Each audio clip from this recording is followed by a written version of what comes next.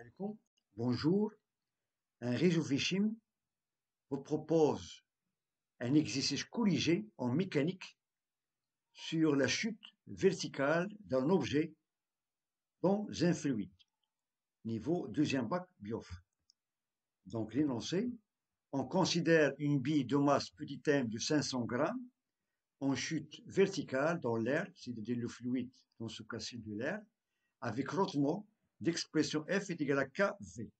F, c'est la force de frottement, K, c'est le coefficient de frottement, et V, la vitesse. On a ici, la bille est en chute verticale, et on a l'axe d'orientation vers le bas, c'est-à-dire l'axe vertical OZ. Et on a le graphe, ici dans les ordonnées, on a dv par rapport au temps, c'est-à-dire l'accélération en fonction de la vitesse. On sait que la vitesse est toujours exprimée en mètres par seconde, par contre l'accélération est exprimée en mètres par seconde au carré. Et on a ces deux points. Donc on a ici une droite qui est, voilà, décroissante, voilà, de ce point vers point 5. Première question, en appliquant la deuxième loi du Newton, donnez l'expression de l'accélération petit a en fonction de G, c'est l'accélération pesanteur, K, c'est le coefficient de frottement, petit m, la masse du corps, et V, la vitesse. Et on peut symboliser de même A avec dv sur dt, c'est le dérivé de la vitesse par rapport au temps. Deuxièmement, calculer la constante K. Troisièmement, déterminer la vitesse limite, V limite. À quoi est égal? Bien. Commençons par la première question. En appliquant la deuxième loi du Newton, donnez l'expression de l'accélération petit a en fonction de ces quatre grandeurs, petit g, k, m et v. Bien, un peu de réflexion. Tout d'abord, on va donner le bilan des forces qui s'exercent sur la bille. Donc, c'est-à-dire que le système étudié, c'est la bille. Commençons par la première force, c'est la force de frottement, bien sûr, qui est symbolisée par la force F, petit f, donc il s'oppose à la chute, donc il est dirigé vers le haut. Et la deuxième force, c'est le poids. Le poids, c'est une force à distance exercée par la Terre. Voilà, il est dirigé vers le bas, il est bien sûr appliqué au centre de gravité G de cette bille. Donc, on a ici deux forces, petit f et P. Donc, on applique la deuxième loi de Newton, qui dit que sigma de F, c'est la somme vectorielle de ces forces, est égale à ma. A, c'est le vecteur accélération. Bien, cela veut dire que ce sigma de F, étant donné qu'on a deux forces, cela veut dire qu'on a P, le vecteur P, plus le vecteur F est égal à N fois le vecteur A. A, c'est l'accélération. Ensuite, on va projeter cette formule suivant l'axe OZ, voilà, c'est-à-dire P, les trois vecteurs P, et petit f et le vecteur A, sachant que M, c'est une constante. Donc, projetons suivant l'axe OZ, on a P dirigé vers le même sens de l'axe OZ, donc il est positif, donc c'est plus P. Par contre, petit f est dirigé vers le sens opposé, donc c'est moins F, qui est égal à M fois dérivé de la vitesse par rapport au temps, c'est-à-dire fois A, l'accélération. Dans ce cas, l'accélération, il a une seule composante, c'est la composante suivant l'axe OZ. Bien. On peut remplacer dans ce cas, on a un P, c'est M fois G, c'est-à-dire le poids de cette bille, c'est la masse fois G, c'est l'accélération de pesanteur. F, c'est donné dans l'énoncé, c'est K fois V, voilà. Et MA, voilà. Et on a MA. Et on a cette équation, on peut la diviser par M, voilà, on divise cette équation par M et on aura mg divisé par m, ça fait g. Pour k fois v, donc il est divisé par m. Par contre, le deuxième nombre, ma fois divisé par m, on reste tout simplement a. Et on a donné l'expression de l'accélération en fonction de g, qui est dans mon d'après énoncé, en fonction de k, petit m, et la vitesse. Bien. Passons maintenant à la question 2. Calculer la constante k. Et calculer ce coefficient de frottement k. Bien. On est arrivé d'après la première question à cette équation, A est égal à G moins K sur MV. Et on peut constater d'après cette expression qui s'écrit sur la forme A est égal à moins alpha V, c'est-à-dire moins alpha V, c'est-à-dire ça le coefficient directeur de ce graphe, de cette pente. et bêta, c'est G. Voilà. Donc, on peut calculer dans ce cas la pente de cette courbe. Courbe, c'est une droite.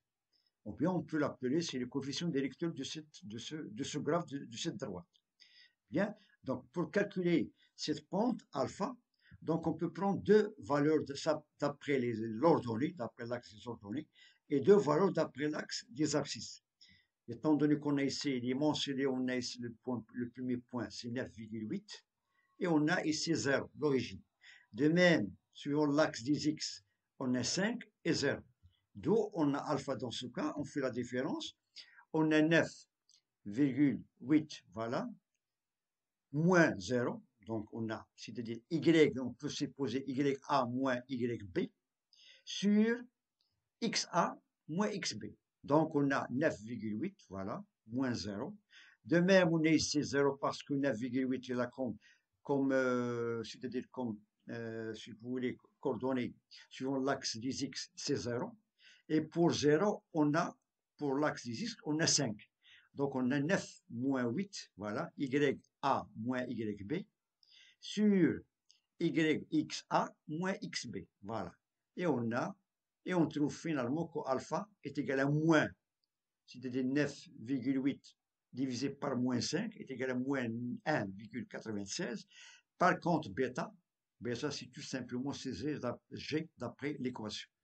On a A est égal à bêta, voilà, moins alpha fois V.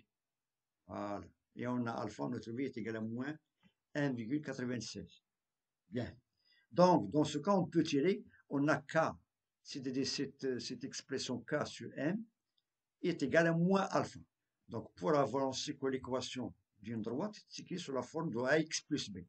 AX plus B. Donc, on a ici, c'est A, si vous voulez. A, voilà, AX plus B. Bien. Dans ce cas, on a K sur M est égal à moins alpha. Et on tire K. K est égal à moins alpha fois M. Application numérique, on a moins alpha, c'est-à-dire moins 1,96, voilà, fois M qui est égal à 500 grammes, qui est égal à 0,5 kg. Et on trouve qu'au K est égal à 0,98 kg par seconde. C'est kg par seconde, ça c'est le coefficient de frottement, bien sûr, dans ce cas. Il nous reste maintenant la dernière question, 3. Déterminer la vitesse limite V limite. Donc la vitesse limite, on peut la déterminer d'après le graphe. Bien. Donc pour déterminer cette valeur, donc on sait que, c'est-à-dire que la dérivée de la vitesse par rapport au temps, si est égal à 0, dans ce cas, on aura l'expression précédente de la deuxième question. Ça s'écrit sous la forme A, c'est-à-dire 0, est égal à G moins K sur M fois V. Donc, on peut déterminer cette vitesse limite d'après cette équation. On a tout. On a G, c'est l'accélération de pesanteur, dans ce cas, c'est 9,8. K, c'est l'inconnu. M, c'est donné. Voilà. K, pardon, c'est déjà calculé, pardon. M, c'est donné, qui est égal à 500 grammes. Et V, c'est l'inconnu. Donc, on peut tirer V et on calcule, ou bien, on peut la déterminer facilement d'après le graphe. Voilà.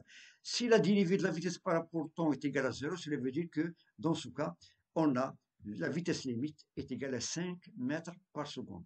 5 mètres par seconde, tout simplement. Voilà. On a ici l'ordonnée de 9,8, ça d'après l'axe des Y, c'est 9,8, et d'après l'axe des X, c'est 0. Pour ce point, ça c'est le point 5 d'après l'axe des X, et pour l'ordonnée, c'est 0. Donc 5 a pour ordonnée suivant l'axe des Y, c'est 0, et inversement. Et on trouve que cette vitesse limite, c'est ce point, voilà, lorsque l'accélération s'annule. On aura la vitesse limite de cette bille du 5 mètres par seconde. Bien. Donc, je vous remercie de votre attention. Bon courage et à très bientôt.